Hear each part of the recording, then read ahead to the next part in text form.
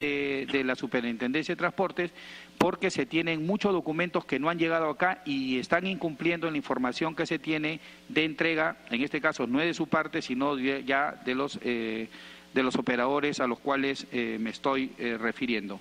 Entonces, señor ministro, a nombre de los congresistas presentes, hemos cumplido con citar al ministro de Transportes, como se ha pedido, y bueno, quisiéramos que usted, las preguntas, las que no pueda contestar, las haga llegar antes del día martes de la próxima semana y poder contestar a los congresistas que está presente, ¿no? El congresista Ventura, Villanueva, Del Águila, Narváez, Gilmer Trujillo y el congresista Edu Vergara, ¿no? Porque creo que es de respeto contestar a los congresistas que están presentes, y el resto lo puede hacer por escrito.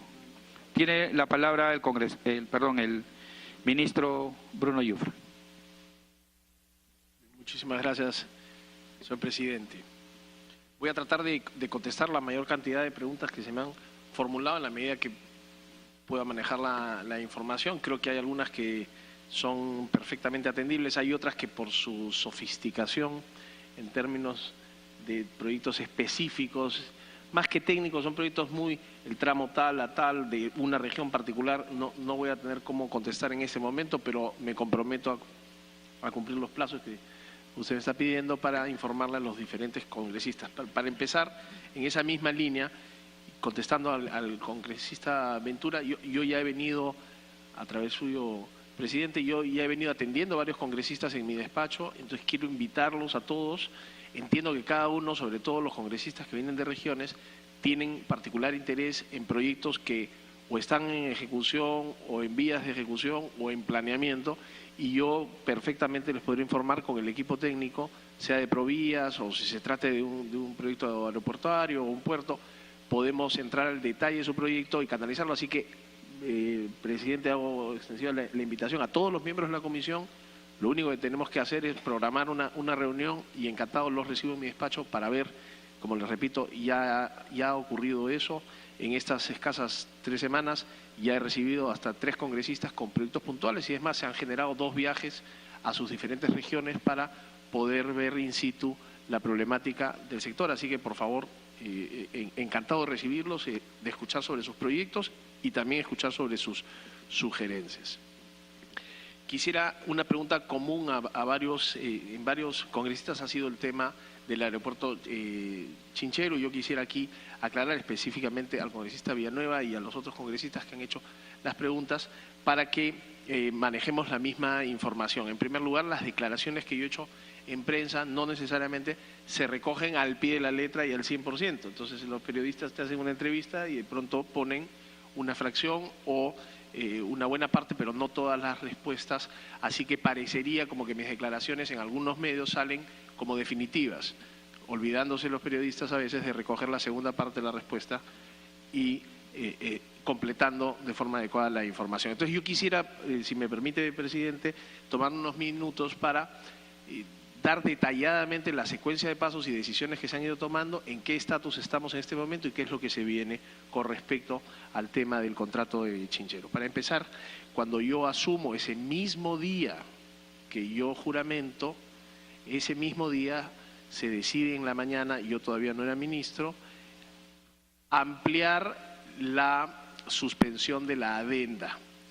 Y esto única y exclusivamente, la ampliación de la adenda, señores congresistas, se hace, la ampliación de la suspensión de la adenda, se hace para no tener que tener ninguna de las dos partes las obligaciones contractuales que la adenda suponía. Había un contrato firmado por el Estado con el consorcio que generaba una serie de obligaciones. Por el lado del consorcio tenían que presentar una carta fianza, y por el lado del Estado, si es que no se suspendía la adenda, entraba a tallar la obligación inmediata de adelantar $40 millones según contrato. Asumiendo yo el ministerio, evidentemente tenía que evaluar cuáles eran las posibles medidas que solucionen este impasse de Chinchero. Heredando ya la suspensión de la adenda, teníamos un lapso de 3 meses de suspendida la aplicación de la adenda, lo que nos daba amplio margen para ver cuáles eran las posibilidades y cuáles eran las mejores decisiones que se podían tomar, sin tener que estar lidiando con la obligación, ninguna de las dos partes, de cumplir los acuerdos, es decir, presentar la carta fianza por un lado o desembolsar 40 millones de dólares por otro. Entonces, la única intención de la ampliación de la suspensión era darnos tiempo sin tener ninguna de las partes una presión innecesaria. Como no íbamos a hacer este ejercicio todas las semanas, se dijeron, bueno, en 3 meses de sobra tenemos el tiempo para buscar cualquier solución. Eso no quería decir en ningún escenario y bajo ninguna circunstancia que estábamos pensando ampliar 3 meses el plazo del contrato, ni mucho menos. Ahí se ha manejado mucha información incorrecta. Simplemente las dos partes acordaron prolongar la suspensión de la adenda para no tener esas obligaciones mientras se conversaba en posibles soluciones. Punto. ¿Por qué 3 meses? Porque no queríamos renovar esto y aplazarlo 2, 3 o 4 veces más. Con una sola ampliación se solucionaba el problema. Cuando entro yo a la gestión, analizo todas las opciones, vemos qué es lo más conveniente, qué escenarios se pueden negociar, qué cosas se pueden tomar en cuenta, vemos el entorno, vemos el factor político que evidentemente todos ustedes conocen y optamos por buscar la solución del mutuo disenso, que es básicamente una solución acordada por las dos partes, y aquí tengo que ser sumamente claro en lo que, y quiero transmitirlo de una manera transparente también, de sobre qué territorio estamos. Tanto el Estado como el consorcio Conturhuasi no quieren irse a un arbitraje y queremos evitar a toda costa ir a un arbitraje internacional. Por muchas razones, pero entre otras porque es un costoso procedimiento, porque demora demasiado tiempo, porque el operador no tiene el interés en irse a un arbitraje internacional que le puede significar muchísimo esfuerzo también. Ninguna de las dos partes quiere ir al arbitraje internacional y en ese marco de acuerdo hemos optado por la resolución del contrato. El contrato en estricto es un contrato que no se ha anulado todavía, porque esto no es un botón que aprietas y desaparece. El contrato lo que tiene ahora es la voluntad de las dos partes de ser sometido a una resolución. Eso es lo que tenemos. ¿Cuál es el procedimiento que vamos a tener? Bueno, vamos a negociar una salida consensuada de tal manera que las dos partes estén de acuerdo y de esta forma evitemos irnos a este arbitraje internacional. ¿Qué supone eso? Supone fundamentalmente ver qué gastos y qué inversiones se han realizado, que sean auditables, que sean verificables y que se tengan eventualmente el espacio que se tenga para reconocerlas. Inversiones que a nosotros además nos favorecen porque incluye el expediente técnico. De otra manera, si no tuviéramos el expediente técnico, tendríamos que empezar de cero el proyecto, sumándole otros 2 años al tema. Entonces, realmente, frente a este esquema de negociación, nosotros estamos viendo cuál es la forma más rápida de mutuamente resolver el contrato y no tener ninguna de las dos partes un escenario atractivo alrededor del arbitraje internacional como una opción. No las queremos.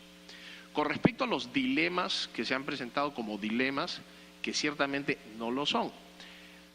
En mi condición de ministro yo tengo que evaluar todas las opciones y yo he declarado en todas las oportunidades que he estado frente a un medio claramente cuáles son las opciones que vamos a tener para el futuro.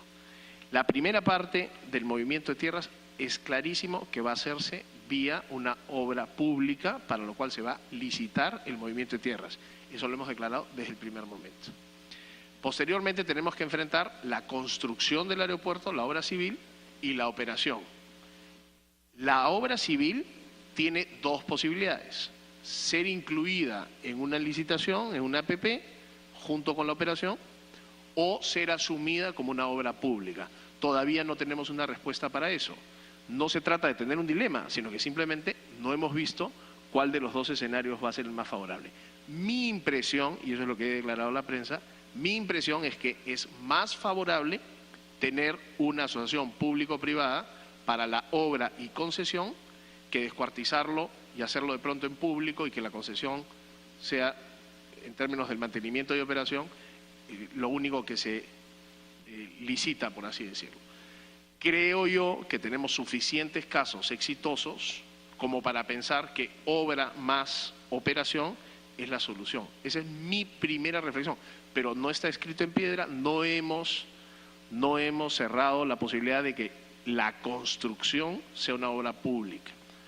Y no la hemos cerrado porque está vigente. No se trata de un dilema, se trata de tener un espacio para estudiar cuál es la mejor condición. Entonces, en ese sentido, también quisiera ser muy claro de que las cosas en este momento, a 3 semanas de haber empezado a ver sus soluciones, no están definidas, están por definirse. ¿Cuánto vamos a pagar por salir del contrato? Yo no tengo cómo responder esa pregunta. No tengo esa información porque esa información es resultado de algo que recién empieza. Entonces no me puedo adelantar al final de algo que recién vamos a empezar. No es un dilema, no es una situación extraña. Estamos empezando, por ahí usaron un congresista la analogía de un divorcio. Yo quisiera preguntarle a alguna pareja si sabe el día que empieza la negociación de divorcio, cuándo se va a divorciar. Hay casos de divorcio que pueden ser eternos, no es el caso y no queremos hacerlo. Pero esto es un proceso de 2 partes, en el marco de un contrato que todavía no se ha anulado. Las 2 partes tienen la voluntad de anularlo, pero hay una serie de pasos que cumplir para poder hacerlo. Y en ese trajín estamos, en el medio de esa figura es en donde nos encontramos. Entonces yo no tengo a priori cómo responder, cuánto tiempo va a durar, cuánto vamos a pagar y en qué condiciones finales vamos a salir, porque son justamente todos esos elementos los que forman parte de esta negociación. ¿Cuál es la voluntad de las 2 partes? Y eso sí lo puedo afirmar categóricamente, es no nos vamos a arbitraje internacional, hagamos esto lo más rápido posible. Esa es la voluntad y en eso estamos trabajando. En eso es prácticamente lo que hemos tomado todos estos 3 semanas entre negociaciones, entre abogados, entre definiciones que se den. Siempre actuaremos dentro del marco legal, contractual vigente. No vamos a patear el tablero, no podemos patear el tablero como Estado. Tenemos que cumplir lo que el contrato manda. Y el contrato especifica claramente cuáles son las rutas de salida en caso las partes acuerden resolver el contrato. Y eso es lo que vamos a respetar nosotros. ¿En qué horizonte de tiempo? No lo puedo contestar porque va a depender de qué tan rápido nos pusimos de acuerdo en procesar la información que se nos presente como gastos e inversiones realizadas alrededor del proyecto. Eso tendrá que pasar por una auditoría, se tendrán que definir los procedimientos y finalmente tendrán que las instituciones del Estado validar esa figura. No es una decisión de Bruno Yufra apretando un botón y tomando una decisión unilateral, que es lo que nos pondría directamente en la senda que nos lleva a un arbitraje que justamente no queremos, que es patear el tablero con su consecuente millonaria demanda internacional. Con eso, no sé si he sido lo suficientemente explícito, detallando cuáles han sido las cosas, cómo vinieron, dónde estamos y qué es lo que puede ser en el futuro con respecto a una concesión u obra privada alrededor del aeropuerto. Espero haber aclarado esas dudas. Yo he tomado nota de grandes temas que han salido y con cargo, por favor, a las reuniones que ustedes puedan tener, además de la respuesta que por escrito voy a hacer llegar, les pido por favor tener el espacio para conversar con cada uno de ustedes sobre sus proyectos puntuales, porque no los tengo todos en la cabeza en este momento. Con respecto al brevete, nosotros hemos anunciado a través de un medio público, hemos anunciado que vamos a refundar todo el sistema de licencias de conducir. Coincido con la congresista León sobre la impostergable necesidad de atender esto, que es una fuente de corrupción increíble, obsoleta en cuanto a procesos, completamente ruidosa. Conocemos los casos del delivery de brevete por el pago de una suma, en fin, somos conscientes de la existencia de un no pequeño, mega problema vinculado al tema de las licencias de conducir y lo vamos a atacar frontalmente. Yo ya he empezado a trabajar esto con la dirección correspondiente y estamos visualizando ya cuáles son las etapas y cómo vamos a manejar cada una de las etapas de este trámite del brevete, que incluye un examen médico, entre comillas, porque la verdad que es básicamente un examen de vista y un par de consideraciones médicas adicionales, la etapa del el estudio técnico, el examen técnico y la del manejo propiamente. Reconociendo que una persona que ya maneja hace 30 años no necesariamente tiene que tener todas las etapas como alguien que recién entra a manejar un vehículo. Entonces ahí tenemos un tema pendiente y yo voy a estar encantado de informarles sobre los avances y le tomo la palabra al señor presidente para conversar con ustedes este proyecto. Siendo ustedes la Comisión de Transporte, bien podrían darnos algunas observaciones con respecto al futuro del proyecto que vamos a presentar.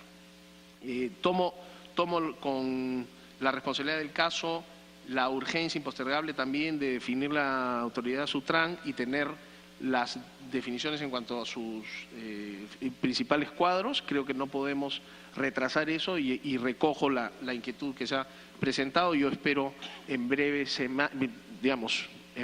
días, espero que eso no demore más semanas, tener una solución concreta y les haré llegar en todo caso las opiniones también para que ustedes puedan estar enterados. Se ha preguntado sobre la segunda pista del aeropuerto y cómo va ese proyecto. Yo quiero informarles que tenemos muy avanzado el destrabe final del proyecto, que contempla la segunda pista y el terminal. No solamente es la segunda pista como se ha mencionado. Yo espero ahora sí, en cuestión de días, poder dar noticias positivas sobre el inicio de esta obra tan esperada. Ha demorado 12 años adquirir los terrenos que se necesitaban y levantar todas las observaciones e interferencias que se tenían. La semana pasada hemos abierto el túnel Gambetta en una marcha blanca, 6 horas al día. Espero que entre hoy y el miércoles podamos pasar a 10 horas al día para que en menos de 10 días tengamos ya el túnel operativo las 24 horas del día. Eso, las horas que está abierto el túnel Gambetta es una maravilla, pasa el tráfico de una manera súper fluida. Lo que era la auxiliar de Gambetta era un desastre, llena de camiones, en fin, un dolor de cabeza para todo el mundo. Espero que eso ya sea solamente una anécdota. Muy pronto ya el túnel está abierto las 24 horas del día. El congresista Bocángel, usted me preguntó sobre un par de proyectos. Tengo acá las fechas y efectivamente la carretera Huánuco-Unión, tenemos la convocatoria para el 17 de julio, es la fecha de la convocatoria. La recepción y apertura es el 26 de julio hasta el 19 de septiembre y la buena proceda el 9 de octubre. Esas son las fechas que me han pasado, congresista. Podría ser el 10, lo atrasamos un día, no hay problema. Aunque mejor el 9, pues, para que celebre bien el... Y la siguiente carretera también tenemos la calzada Selva Alegre, saldo de obra en San Martín. Tenemos programado para el 13 de julio la firma del contrato. Supone julio, sí. Un mes antes, el 13 de junio, se tendría el expediente técnico, la invitación de postores, etcétera, pero para firmar el contrato el 13 de julio. Son los tiempos que tenemos. Y el resto de consultas, permítame congresista, responderle después de averiguar al detalle las fechas. Otro punto importante que ha salido común a dos intervenciones ha sido vinculado a la red dorsal de banda ancha. Nosotros, lo primero que he hecho yo, casi al día siguiente, ha sido interesarme por la red dorsal nacional. Yo vengo del mundo de la tecnología, conozco perfectamente las necesidades que se tienen y este es un proyecto que no tiene cómo quedarse dormido, es casi una agresión a la tecnología no utilizar la red dorsal que tenemos de fibra óptica.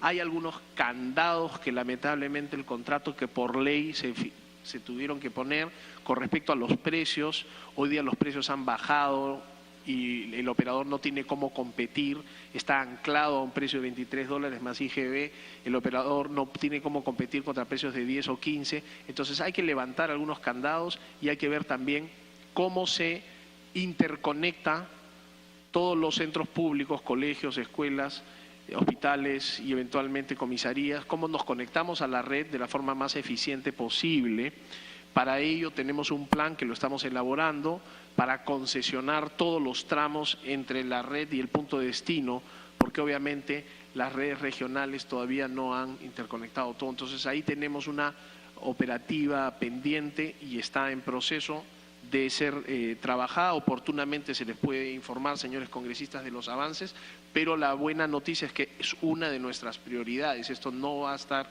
enterrado en el cajón. Yo quiero dinamizar la conectividad a través de la red dorsal, que es fundamental para nuestras instituciones públicas. Y con esto creo haber contestado los grandes temas. Perdón, la línea 2 también salió. Ese es otro de los proyectos emblemáticos. Ya he contestado sobre Chinchero, he contestado sobre LAP, que muy pronto espero yo tener noticias. Prácticamente está resuelto todos los temas de diferencias de la adenda, de la séptima adenda, listas para firmar. Y el tema de la línea 2, que es un proyecto multimillonario que, como sabemos, también está entrampado. También tengo buenas noticias al respecto. No puedo entrar en mayores detalles porque estamos en una fase de conversación final y quisiera que todo lo que voy recogiendo sea realidad, pero hasta que no estén firmadas las cosas no son realidad. Pero hemos llegado a un acuerdo también con el operador para resolver nuestras diferencias de orden técnico, sobre todo aquellas vinculadas en una presentación técnica que formó parte o base para el contrato y que posteriormente se tienen que ver reflejadas en los estudios definitivos de ingeniería conocidos como EDIs. Estos EDIs tienen que recoger la propuesta técnica y los parámetros principales expuestos, presentados en la propuesta técnica, y esa era una de las principales diferencias que nos separaban con el concesionario. Esto ya prácticamente está resuelto. Yo espero también muy pronto tener buenas noticias si es que las cosas salen como hemos planeado que salgan. Así que esos tres grandes proyectos al parecer están bien encaminados sin tener mayores demoras en el futuro inmediato. Con esto, señor congresista, espero haber respondido la mayor cantidad de preguntas coincidentes y que además me permite, con la información que tengo, hacerlo en este momento, con cargo pues a detallarle todas las respuestas pendientes por escrito y espero de manera personal con cada uno de ustedes. Muchas gracias.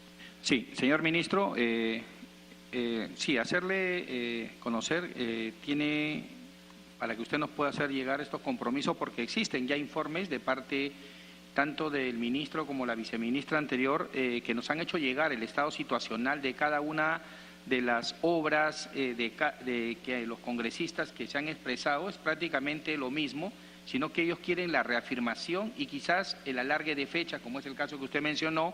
Sabemos el cambio que ha habido y se acepta, pero que ya inclusive cuentan con financiamiento, ¿no? El pedido del congresista Monterola, el congresista Ochoa, la congresista León, preocupadas, por ejemplo, se ha trabajado lo que es la autoridad autónoma, por ejemplo, nacional, que se presentó un proyecto, la congresista León tiene de Lima y Callao, igual el congresista Bruce, esperando que ustedes también ya presenten ese proyecto para consensuarlo y que realmente exista ya una autoridad autónoma.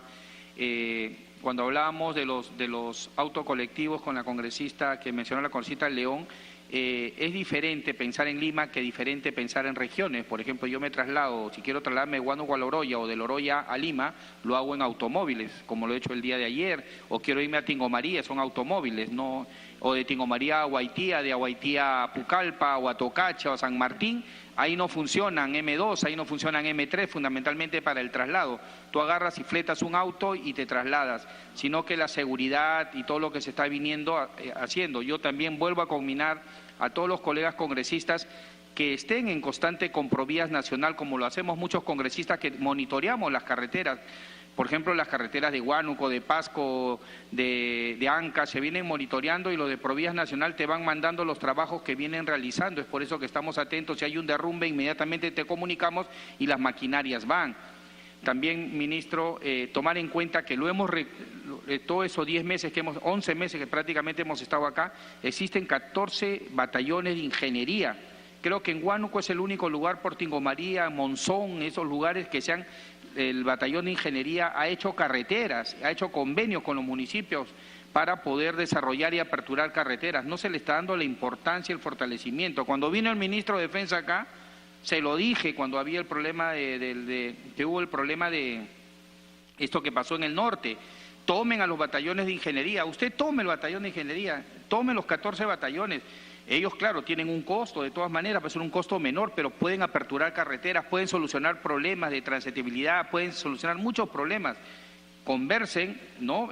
Parece que no le ha interesado al ministro de Defensa, de frente lo digo, pero sí usted puede tomar el convenio que realmente tienen con todo este batallón. Claro que es una fuente de ingresos también para el ejército, eso no lo podemos cortar, pero puede darle muchas soluciones a los problemas que tienen los colegas con sus carreteras y mantenimientos que tiene.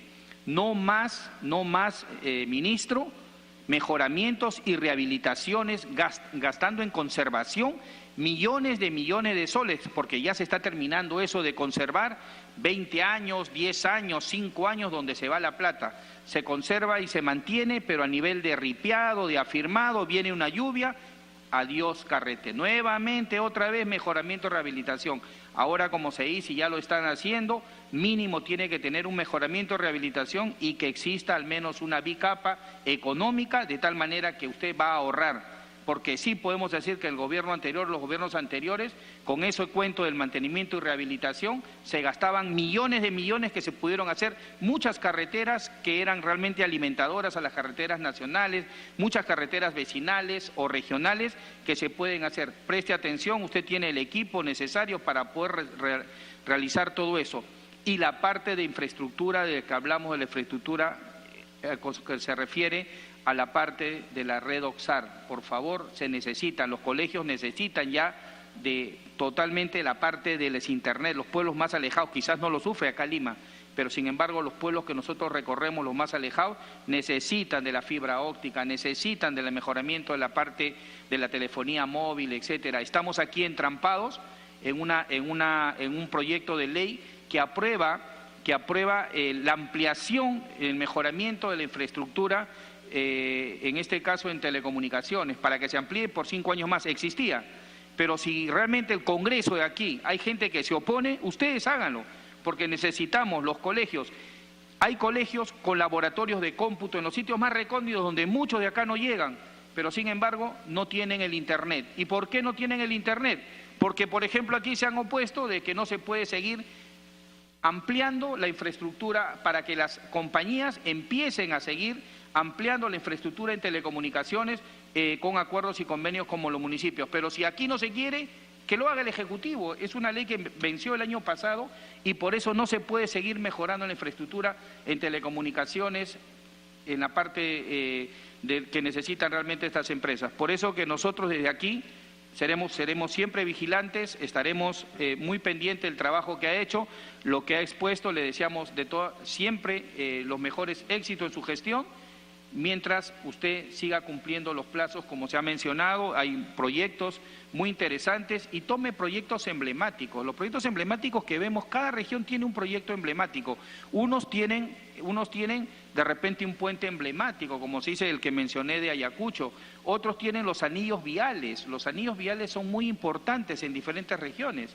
Entonces, las vías de evitamiento que se tienen, quizás a las puertas de este bicentenario, dele a cada región, programados en 3, 4 años, proyectos emblemáticos, como es el caso del aeropuerto de Chincheros también, al cual todos estamos de acuerdo que eso se realice de la mejor manera y no hacerlo de una manera política, sino como debe ser. Con esto, señor ministro, no hay más puntos que tratar. Solicito la dispensa y la aprobación del acta para tramitar los acuerdos adoptados. Los que estén a favor, todo aprobado por, siendo las 3:30, levantamos la sesión. Muchas gracias, señor ministro.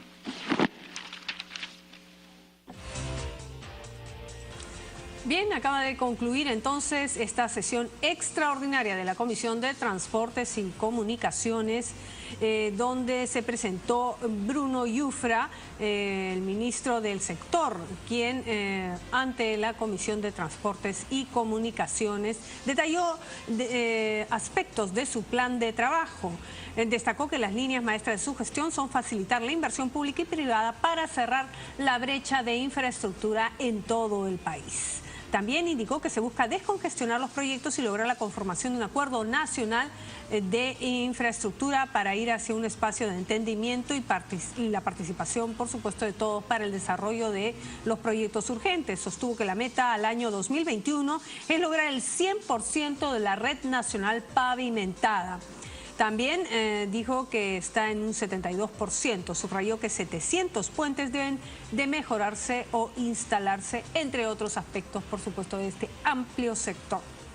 Bien, a esta hora de la tarde es momento de hacer una pausa, pero no se mueva porque regresamos con más aquí en Agenda Parlamentaria a través de Congreso Televisión.